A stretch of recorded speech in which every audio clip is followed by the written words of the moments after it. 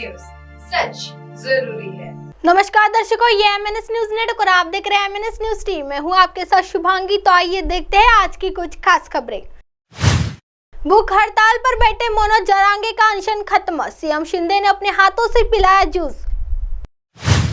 महाराष्ट्र में एक बार फिर मराठा आरक्षण की मांग बुलंद होने लगी है, जिसे लेकर सामाजिक कार्यकर्ता मनोज जरांगे पाटिल कई दिनों से भूख हड़ताल पर बैठे थे। हालांकि अब सीएम एकनाथ शिंदे ने मुलाकात के बाद उन्होंने अपना अनशन वापस ले लिया है। मराठा आरक्षण की मांग को लेकर कई दिनों से अनशन पर बैठे मनोज जरांगे पाटिल से मिलने सीएम शिंदे गुरुवार को जालना जिले पहुंचे, जहां उन्होंने पाटिल से मुलाकात करते उनसे बात की और अपने हाथों से जूस पिलाकर उनकी भूख हड़ताल को खत्म करवाया। मुख्यमंत्री एकनाथ शिंदे से सहमति बनने के बाद मनोज जरांगे पाटिल ने अपनी भूख हड़ताल खत्म कराने का फैसला किया। दरअसल पिछले 17 दिनों से जरांगे आरक्षण की मांगे को लेकर अनशन पर बैठे हुए थे। इससे पहले मंगलवार को मनोज जरांगे ने सीएम शिंदे से मिलने की बात कही थी।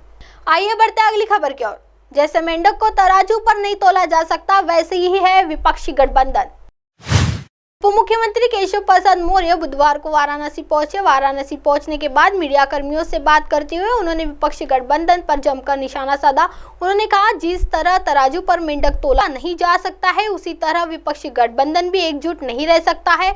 उन्होंने यह भी दावा किया है कि 2024 लोकसभा चुनाव के दौरान भारतीय जनता पार्टी उत्तर प्रदेश की 80 सीटों पर चुनाव जीतेगी।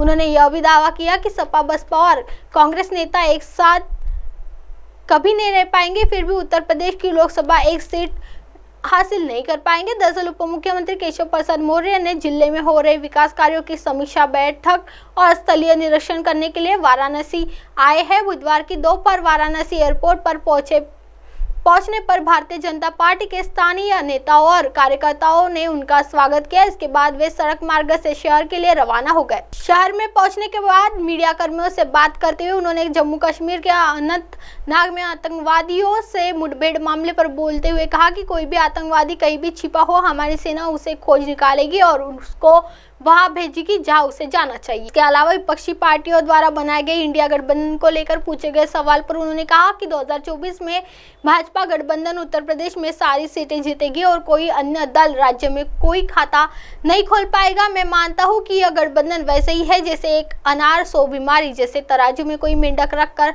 नहीं तोला जा सकता, वैसे ही यह विपक्षी गठबंधन भी एकजुट नहीं रह सकता। आइए बढ़ते हैं अगली खबर की ओर। एक तरफ उठ रहा था शहीदों का जनाजा, दूसरी तरफ मनाया गया G20 का जश्न। आम आदमी पार्टी के सांसद संजय सिंह ने अनंतनाग एनकाउंटर पर प्रतिक्रिया देते हुए प्रेस कॉन्फ्रेंस के जरिए केंद्र सरकार पर हमला बोला है। गुरुवार को प्रेस कॉन्फ्रेंस में आप सांसद ने कहा कि जब एक तरफ शहीदों का जनाजा उठ रहा था, तब मोदी का नारा लगाकर G20 का सेलिब्रेशन मनाया गया। ये प्रधानमंत्री की संवेदनशीलता जाहिर करता है। उन्होंने कहा कि प्रधानमंत्री पास सेना के लिए उन्होंने कहा कि प्रधानमंत्री के पास सेना के लिए संवेदना का ट्वीट करने के लिए 2 मिनट का समय नहीं है। आपने देश में आतंकवाद खत्म करने का दावा किया था, इसके बावजूद कभी पुलवामा तो कभी अनंतनाग में जवान शहीद हुए। प्रधानमंत्री को अपने जवानों के लिए संवेदना नहीं है, ऐसा क्यों है? संजय सिंह ने कहा कि कोरोना की महामारी में लाशें भी जीती, लेकिन प्रधानमंत्री बंगाल के चुनाव में व्यस्त थे। उन्होंने कहा कि देश के लोगों को सोचना होगा कि राष्ट्रीय सुरक्षा से खिलवाड़ करने वाली सरकार संवेदना व्यक्त करने को तैयार नहीं है। पाकिस्तान पोषित आतंकवादियों को प्रधानमंत्री को मुंह तोड़ जवाब देना चाहिए। उन्होंने कहा कि देश की संसद में आम आदमी पार्टी ये मुद्दा उठाएगी।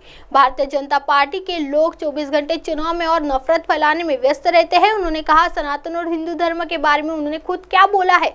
मोदी जी कह रहे हैं कि हिंदू धर्म नहीं है, सनातन पर किसी को टिप्पणी करने का हक नहीं है। और अरविंद केजरीवाल कहते हैं, खुद कहा है कि धर्मों के बीच समन्वय होना चाहिए, भाईचारा होना चाहिए। अब आप हमारे चैनल को आपके मोबाइल पर भी देख सकते हैं। मोबाइल ऐप पर देखने के लिए play store MNS news TS download करें। इंस्टा, ट्विटर, हाईकुक, फेसबुक और कई सोशल मीडिया प्लेटफॉर्म पर हमारा चैनल उपलब्ध है। आप इसे यूट्यूब पर भी देख सकते हैं। आप हमारे चैनल को लाइक भी दे सकते हैं www.mnsnews3.com पर। फिलहाल वक्त हो चला है दर्शकों ब्रेक का। ब्रेक से लौटने के बाद देखिएगा देश और दुनिया की तमाम बड़ी खबरें। बने रहिए एमएनएस न्यूज 3 पर। नमस्कार।